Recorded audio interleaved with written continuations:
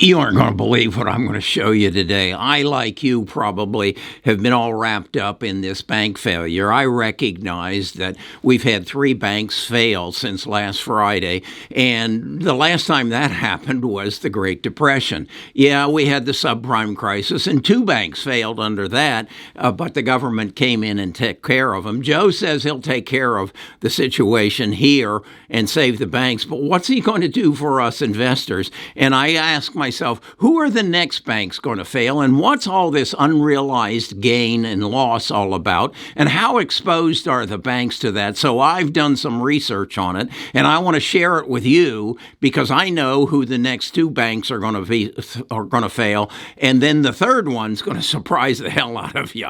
Watch this. Best of Us Investors presents Kerry Griegmeyer.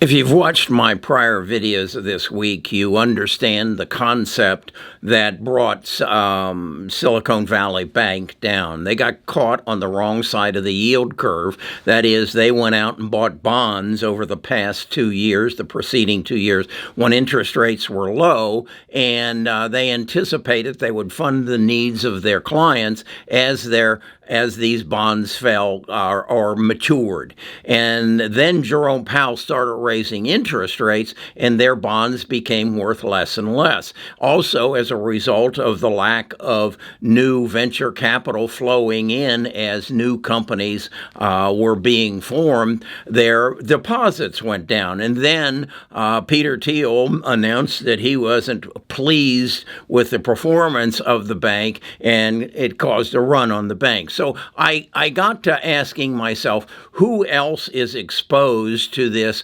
unrealized gains and losses in the banking system? So I put together a list of about 20 banks that are substantial in the country, both national banks as well as regional banks. And I said, okay, let's create a dynamic that shows their revenues relative to their exposure to these unrealized gains and losses. And here you see the banks that I've considered.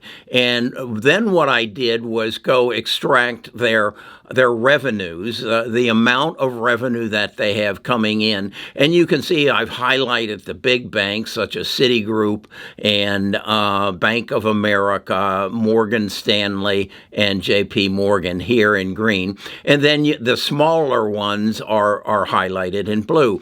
And then what I did was go to Seeking Alpha and extract from there how much did they have in 2022 in unrealized gains and losses. And as you can see, I put that number in the form of here in 22, they all had exposure to losses. And then I said, what percentage of their revenue does that represent? Now, I don't know that that is the correct number to put in there, but meaning that should it be losses to revenues or should it be losses to something else? But it gives me a barometer as to how these banks measure up against each other.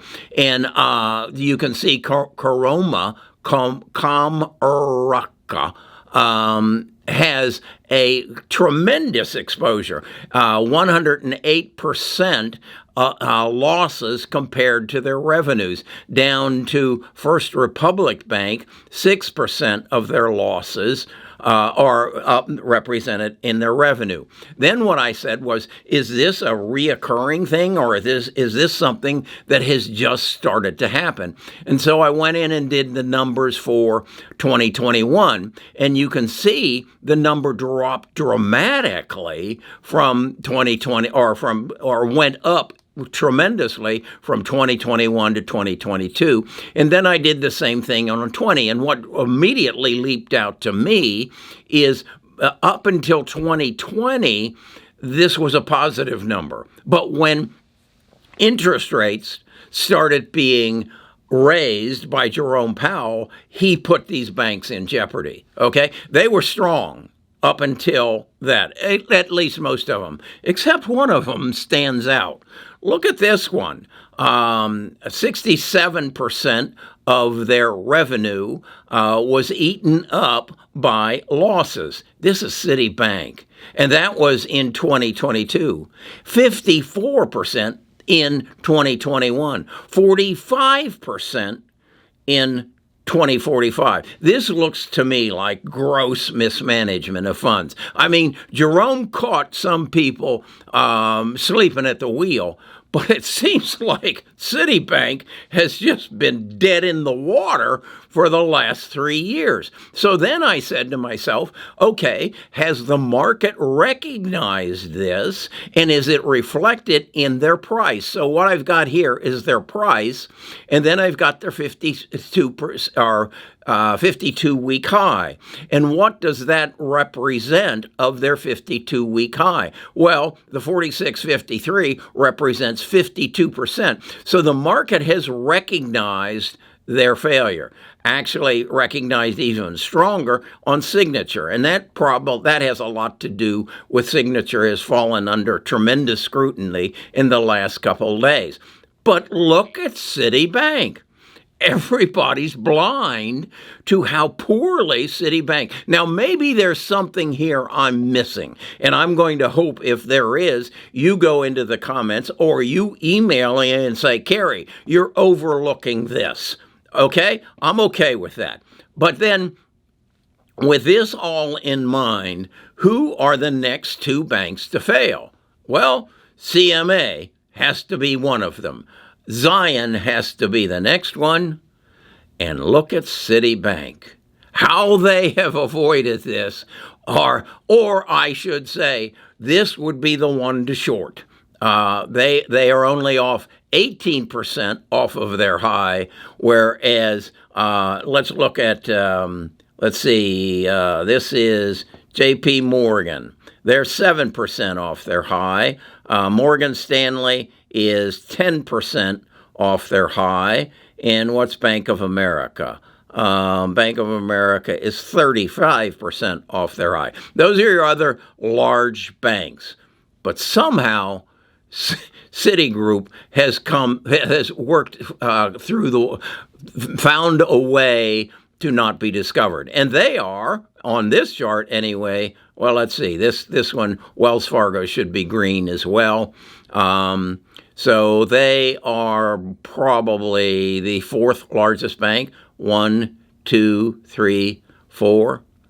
And I think they're probably one of the worst managed banks based on this information. So what do I want to do with this information, and how can this help you?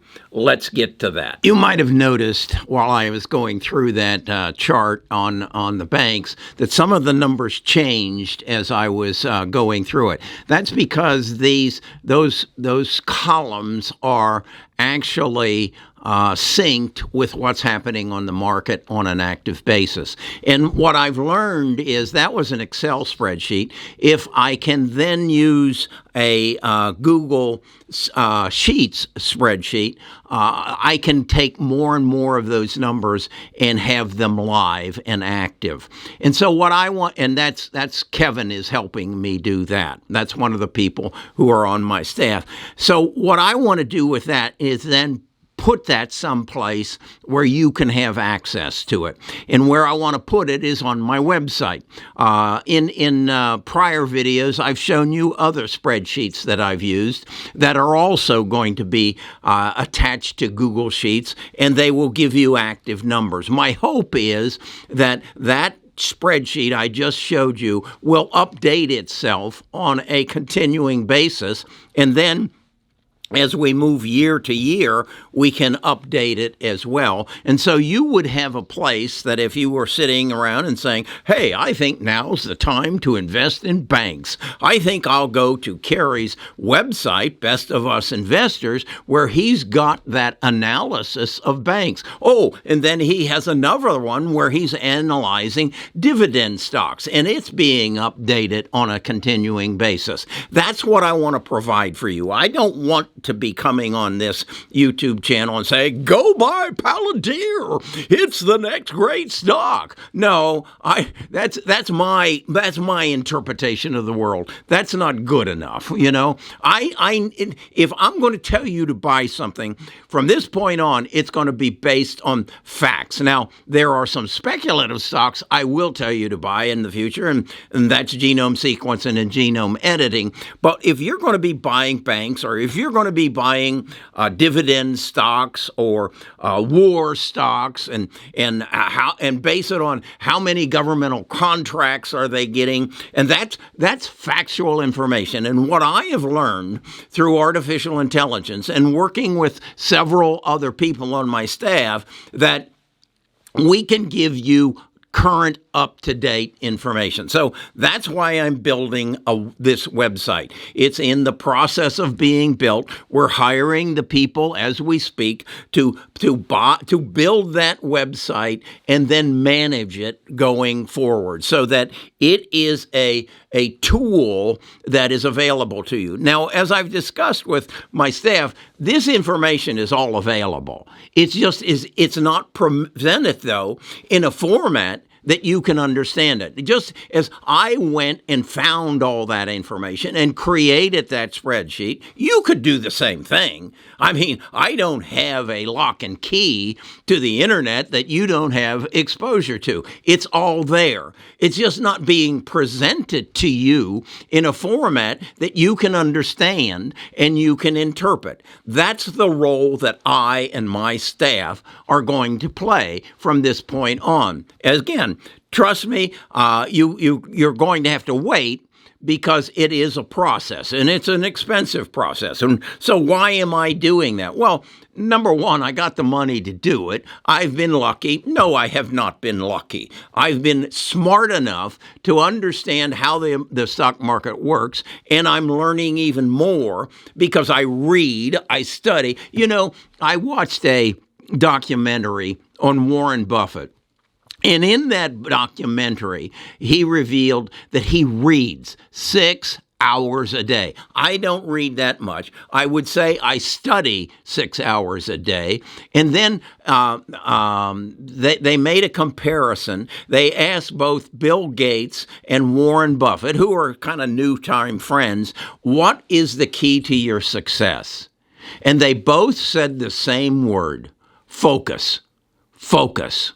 And that's what I want to help you do. I want you to help you find that niche within the stock market that is your area of focus and helps you achieve your goals. And then I want to bring people together that can help me create the presentation of the information that you need to be successful. I've stepped into a few other areas. You may have seen I even have an avatar that tells you in more succinct and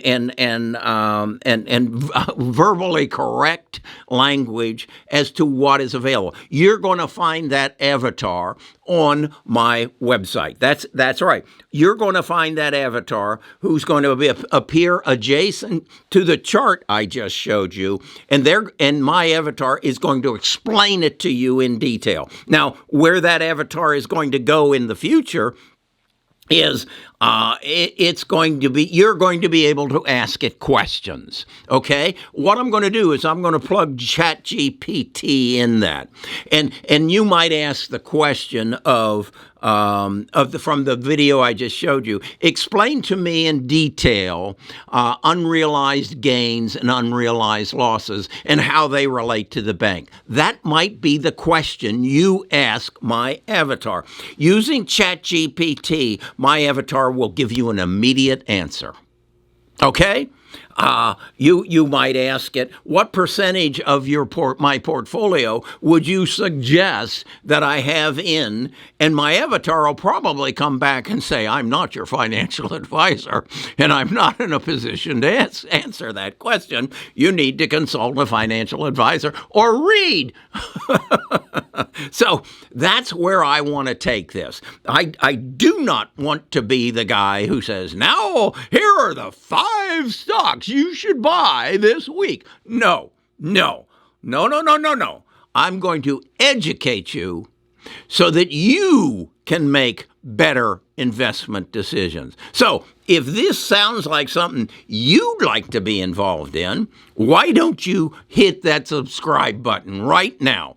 Why don't you then ring the bell so that when I make a new video, you're notified? And why don't you hit the join button? And that will help support this channel now and help support my charity. And that is, my daughter died of cancer, my mother died of cancer, my father died of cancer, and I'm donating money to the from that join button to the fight against cancer. So that's what I'm all about today, tomorrow, and in the future. And I just invite you to join our tribe and become a part of this. When that website, just stay attuned to the channel, and I'll tell you when that website is up. It needs to be right before it goes up. All right, I'll tell you more about that in the future. And I'm going to do a video, I think, tomorrow on an update on NetList. I've learned some things. I've talked to some people. I'm certainly not an expert on it because it is deeply involved in the legal profession. So we'll talk about that tomorrow.